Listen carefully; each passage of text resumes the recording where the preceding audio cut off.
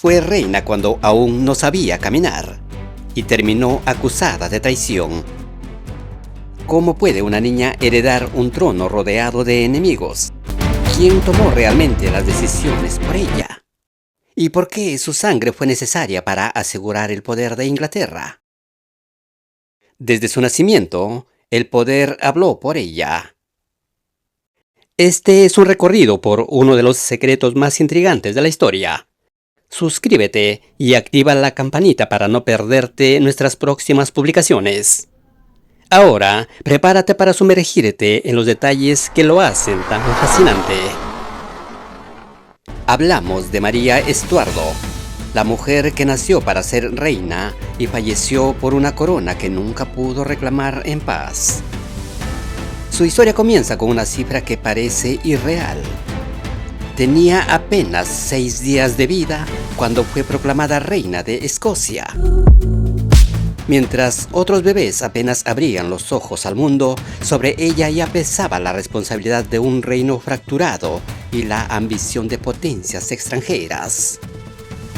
Su padre, el rey Jacobo V, murió sumido en la derrota, dejando a una recién nacida como el único escudo de una nación frente a la voracidad de Inglaterra. Desde su primer respiro, María fue tratada no como una niña, sino como una ficha de ajedrez en un tablero internacional. Su seguridad obligó a su madre a enviarla lejos, a la brillante y peligrosa corte de Francia. Allí creció rodeada de lujos, pero siempre bajo la sombra de un contrato matrimonial que se firmó cuando ella aún era una niña pequeña. La corte francesa, la más refinada de Europa, la moldeó como una mujer culta, alta y de una belleza que cautivaba a todos, pero esa sofisticación la dejaría vulnerable ante la crudeza que la esperaba al cruzar el mar de regreso a su tierra natal. Los secretos más oscuros de su vida comienzan a revelarse cuando recordamos su primer matrimonio. En 1558, a la edad de 15 años, María Estuardo se unió oficialmente al delfín de Francia, Francisco II. No fue una unión por afecto, sino la culminación de un plan político para unir las coronas de Escocia y Francia en un solo bloque católico. La imagen era impactante. Una reina adolescente caminando hacia el altar con un joven príncipe de salud frágil y carácter débil. A los 16 años se convirtió en reina consorte de Francia, pareciendo tener el mundo a sus pies y desafiando la legitimidad de su prima Isabel en Inglaterra. La fortuna fue corta. Su esposo murió apenas un año después de subir al trono, en 1560. María, viuda a los 18 años, se encontró en una posición incómoda. Ya no era la reina necesaria en Francia y debía volver a Escocia, que apenas se recordaba. El regreso en 1561 fue un choque brutal con la realidad. Dejó atrás los palacios soleados de París para encontrarse con un país frío, dividido por la religión y dominado por los nobles guerreros que no respetaban a una mujer joven y católica. Al desembarcar en el puerto de Lys, la niebla era tan espesa que muchos lo consideraron un presagio del futuro oscuro que le esperaba. Se encontró con un enemigo feroz, Juan Knox, el líder de la reforma protestante en Escocia.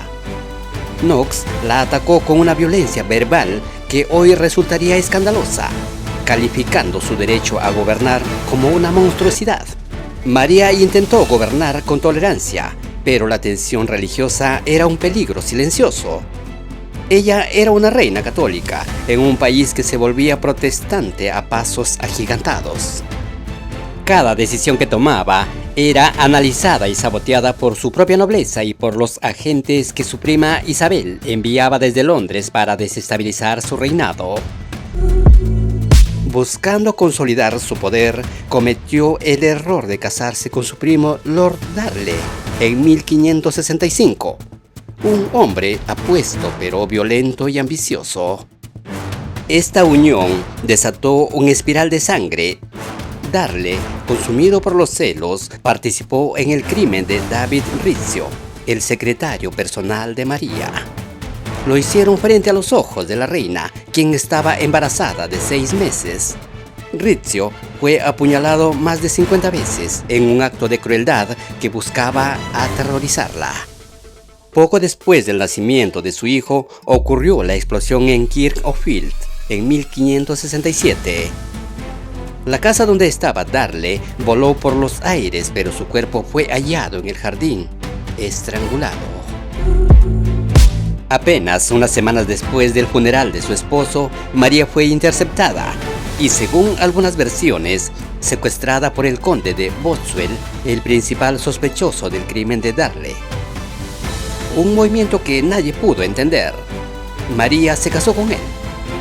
Sus propios nobles se levantaron en armas. María fue capturada, humillada públicamente por las calles de Edimburgo y obligada a abdicar en favor de su hijo.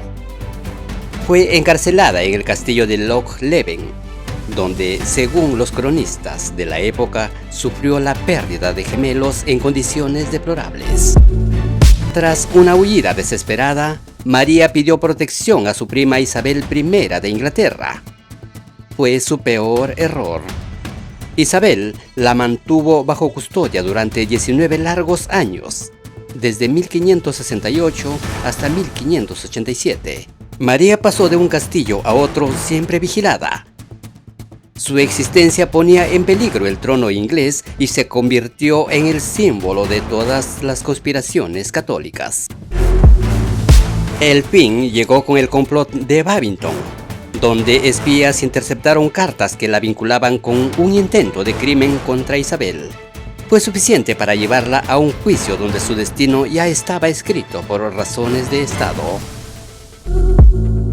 La mañana del 8 de febrero de 1587, María caminó hacia el patíbulo vestida con un traje rojo intenso, el color de los mártires.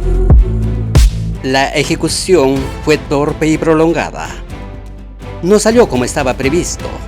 El verdugo necesitó varios intentos para completar su tarea. Al levantar la cabeza, esta se le resbaló de las manos debido a que María llevaba peluca y su cabello real estaba corto y gris. Pero lo más sorprendente ocurrió minutos después. Entre los pliegues de su falda apareció su pequeño perro faldero, que según los testigos se negaba a abandonar a su dueña, terminando junto a ella mientras el mundo observaba. Así terminó la historia de María Estuardo, una reina que llevó a la corona desde la cuna y la perdió en el cadalso tras una vida de traiciones y decisiones fatales.